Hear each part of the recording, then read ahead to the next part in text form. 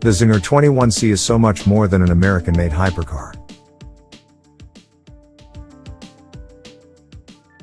But before we start, please support us by pressing the like and subscribe buttons, so that we can continue to provide information about car and motorcycle news. Also turn on the bell button to get the latest updates. Your support means a lot to us. Thank you.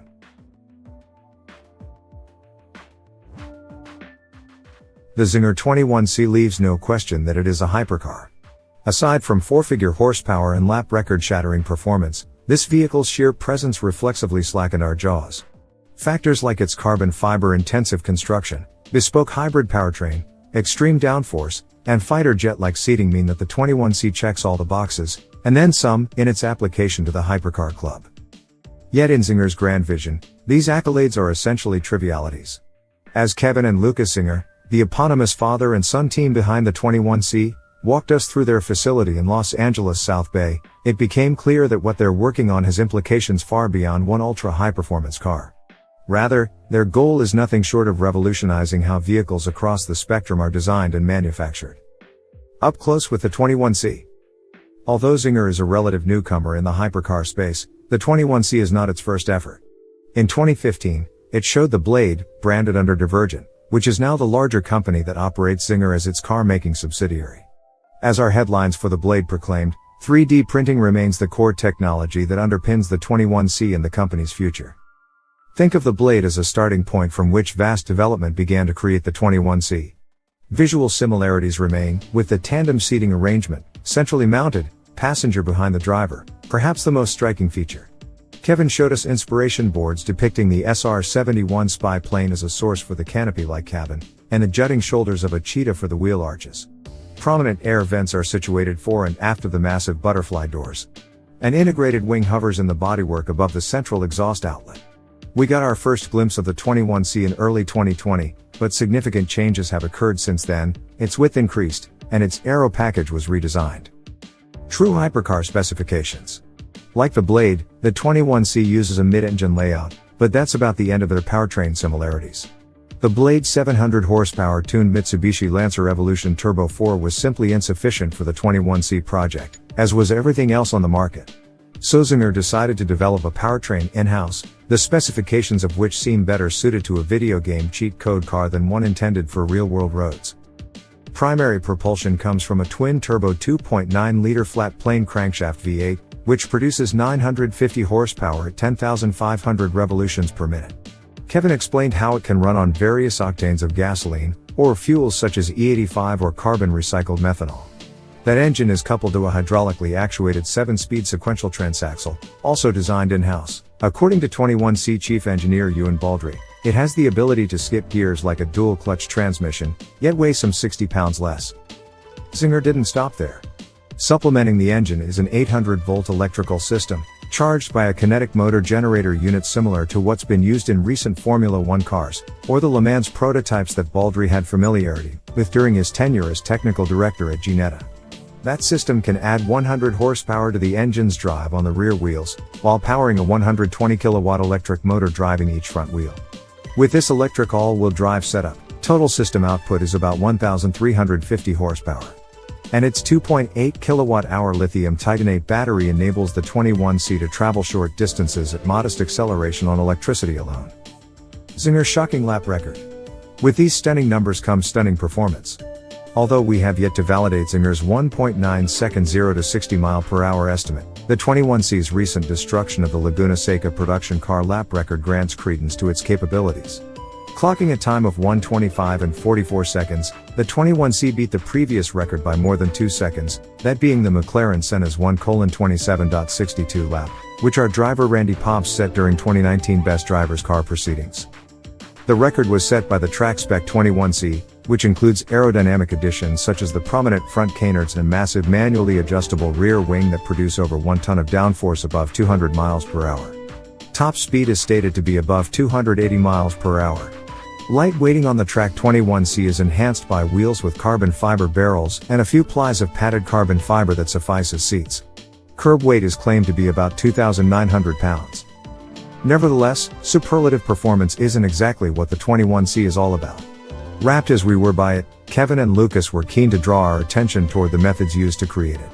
Indeed, as they explained Divergent's production process, the magnitude of their innovation became clear. It's one that seems to have the potential of changing everything we know about designing and building cars. The state of manufacturing.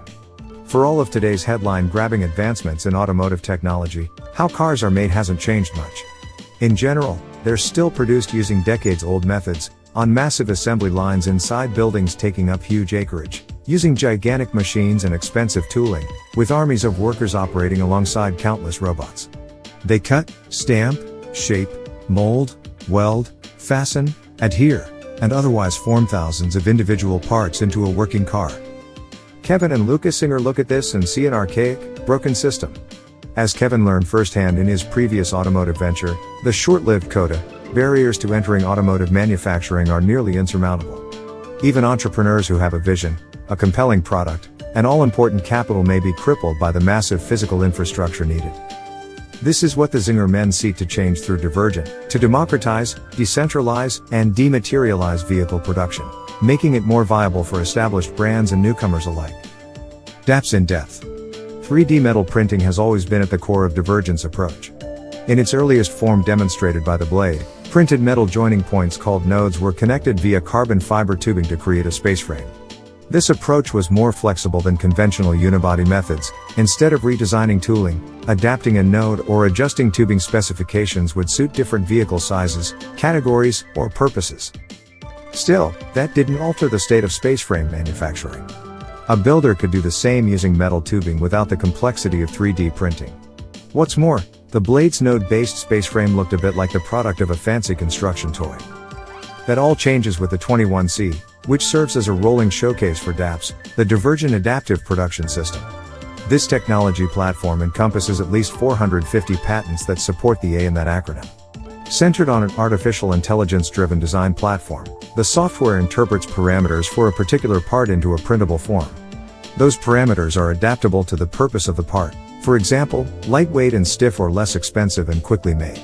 Various grades and types of metals can be used accordingly. Regardless of demands, the forms realized by DAPS AI software transcend human creativity.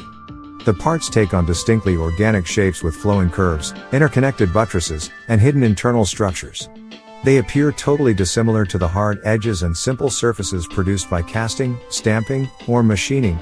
DAPS knows the nearly limitless possibilities enabled by 3D printing, and it thinks accordingly. According to Kevin, the goal is not to create parts that look biological. Those forms are simply a result of the software knowing how to do the most with the least amount of material. Examples are visible throughout the 21C, from the cradle ahead of the steering wheel, to the steering wheel itself, to the engine air intake, to the honeycomb heat shields surrounding the exhaust. The subframes of the car also show this methodology and, as Kevin demonstrated, are light enough for one person to lift. Although iterative computer modeling reduces revisions, if that need arises after real-world testing, it's just a matter of working with the software and printing the part again rather than devising new tooling. Kevin equates this to the shift from typing to computer word processing. DAPS adaptability extends into how various 3D printed parts are combined into finished chassis.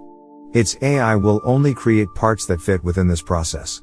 Although Divergent could only provide us a preview, the method eliminates tooling, fixtures, and welding, and it's nearly entirely automated.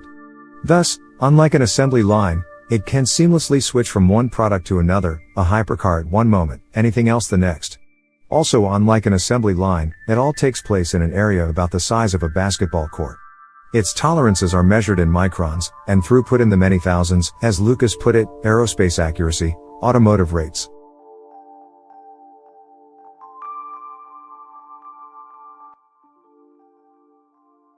Thanks for watching. Drop a like, leave a comment, and don't forget to subscribe to watch more videos like this.